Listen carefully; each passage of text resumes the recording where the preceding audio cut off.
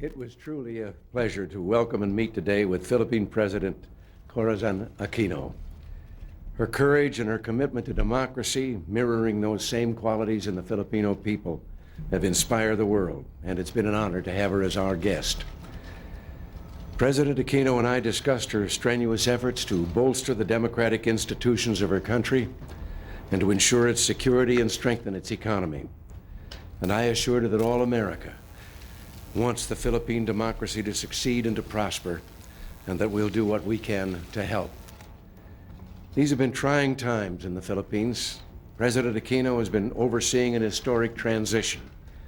In the coming months, a new constitution will be submitted, which will pave the way for strong, democratically elected local and national governments. In the meantime, President Aquino has been doing her level best to unite her richly diverse people under a banner of freedom and opportunity. Her efforts to reconcile all elements of her society and bring them into the democratic process are applauded here.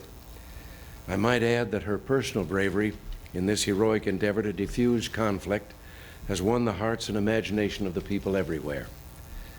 Despite President Aquino's efforts, however, well-armed communist guerrillas remain a threat to democracy in the Philippines. President Aquino and I discussed her strategy to meet this challenge. It includes attacking the root political, economic, and social problems that feed insurgencies. The second half of the formula is building the Philippine military into a professional, properly armed, and trained force that is capable of dealing with any threat. The United States stands ready to assist President Aquino in her quest to create a stable and secure land, as well as in her commitment to invigorate the Philippine economy. During our discussion today, President Aquino reaffirmed her belief that free enterprise is the surest path to development, the surest method of opening the door of opportunity and advancement to all her people.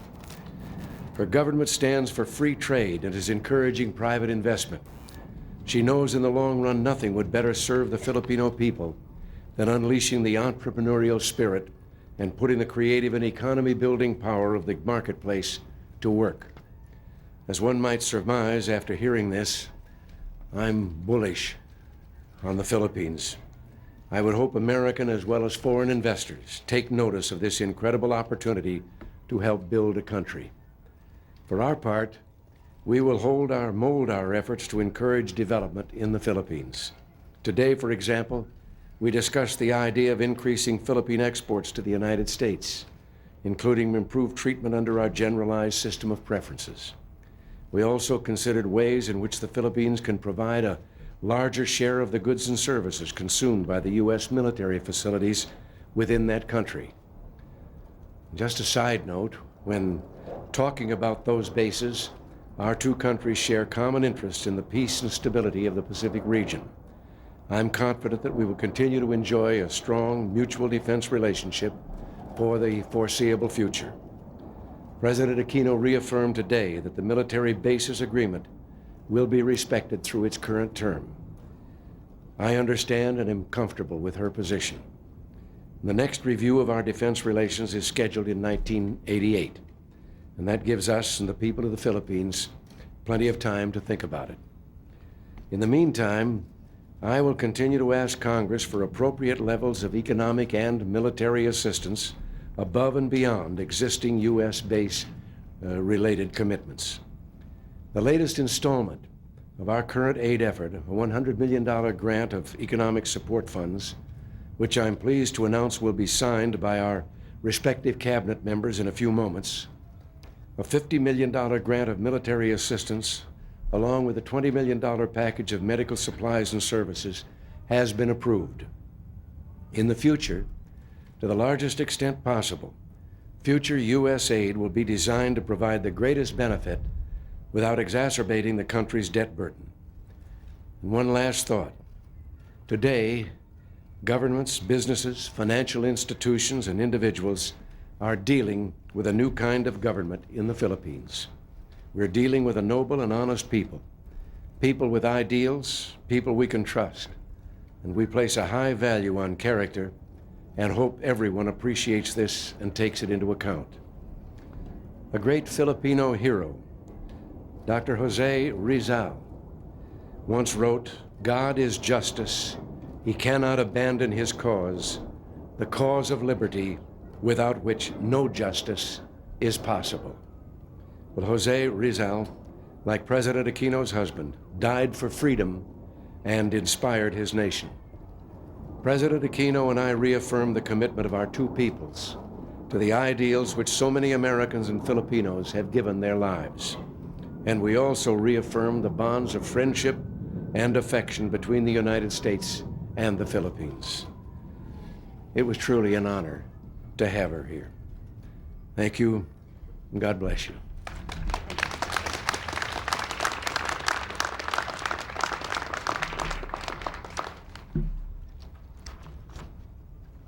Thank you, President Reagan.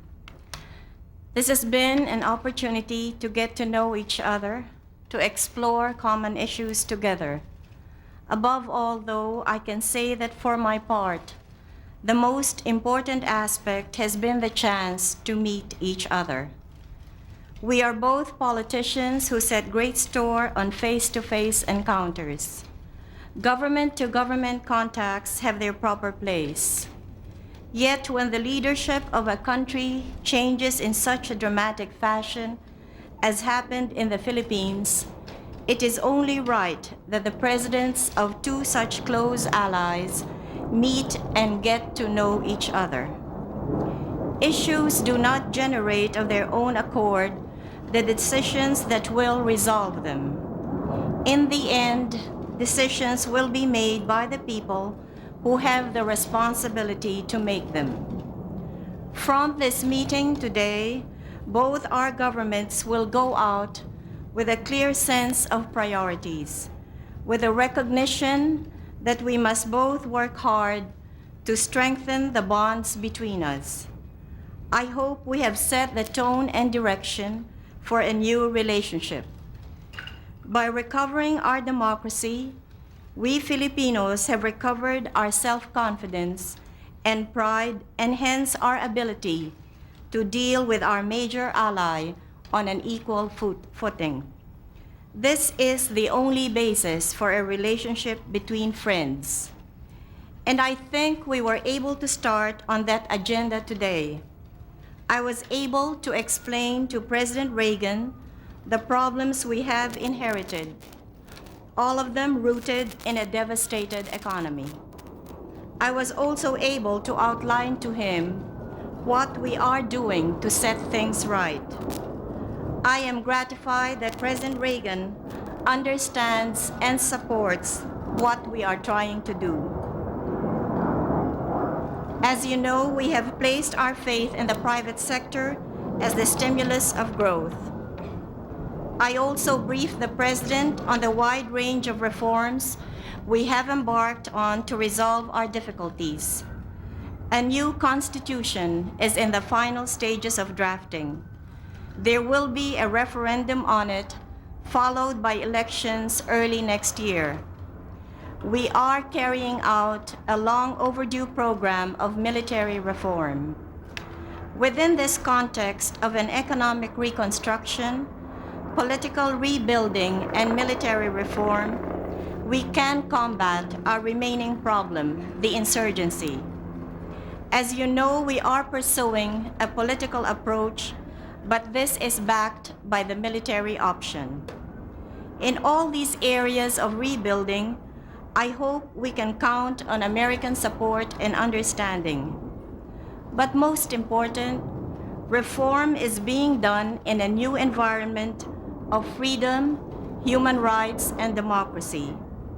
So, as today's discussion showed, we have a lot of values in common again. We admire freedom and hard work in just the way you do. For two countries who have a faith in God, in freedom, in the family, and in democratic values, we should allow nothing to come in the way of an ever-growing friendship. Today was a good beginning, and I thank you all for it.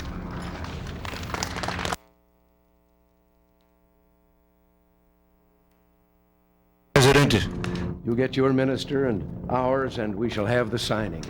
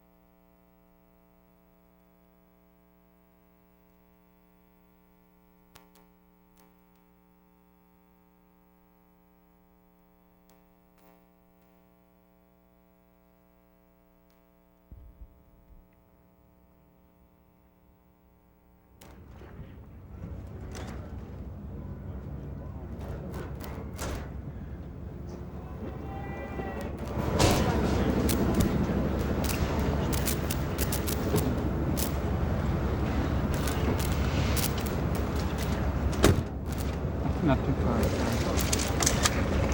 Present. Mr. President, did you discuss Ferdinand Marcos, sir? Did you discuss Ferdinand Marcos? Ferdinand Marcos. Did you discuss the former president of the Philippines? Is there going to be a summit if Danilov isn't out?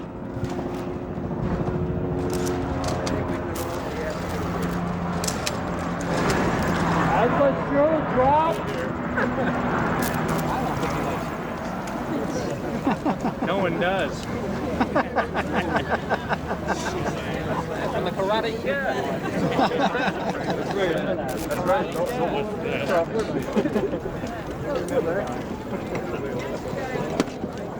How we all push the shit together.